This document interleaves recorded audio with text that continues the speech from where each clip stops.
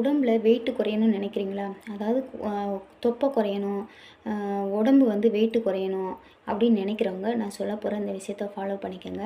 ஓகேங்களா?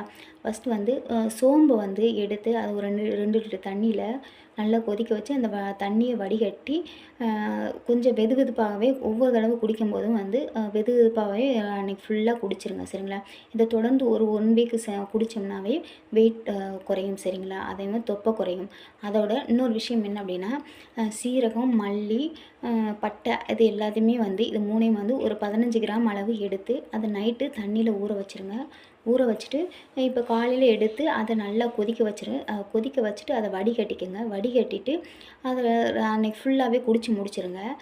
2 லிட்டர் தண்ணியில் அது மாதிரி கொதிக்க வச்சு வடிகட்டி அந்த தண்ணியை அன்றைக்கி ஃபுல்லாகவே குடித்து முடிச்சிடணும்.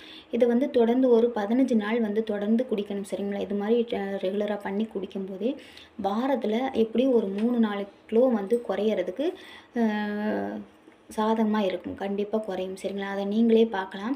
அதோட இதனால என்ன ஆகும்னா, இருக்கிற ஸ்கின் ப்ராப்ளம் சரியாகும். ஸ்கின் வந்து ஷைன் ஆகும். அடுத்து வந்து இந்த மலச்சிக்கல் ப்ராப்ளம்ஸ் இருக்குல்ல, அது இல்லாமல் சரியாகும். சரிங்களா? மலச்சிக்கல் ப்ராப்ளம் வந்து க்யூர் ஆகும். அடுத்து ஹார்மோனல் சேஞ்சஸ் ஏற்படும். கெட்ட கொழுப்பு குறைஞ்சி, தொப்பை குறைஞ்சி, வெயிட் குறையும். ஓகேங்களா? வெயிட் குறையணும், தொப்பை குறையணும்னு நினைக்கிறவங்க இந்த டிப்ஸை வந்து ஃபாலோ பண்ணுங்கள். கண்டிப்பாக உங்களுக்கு நல்ல ரிசல்ட் கொடுக்கும். ஓகேங்களா?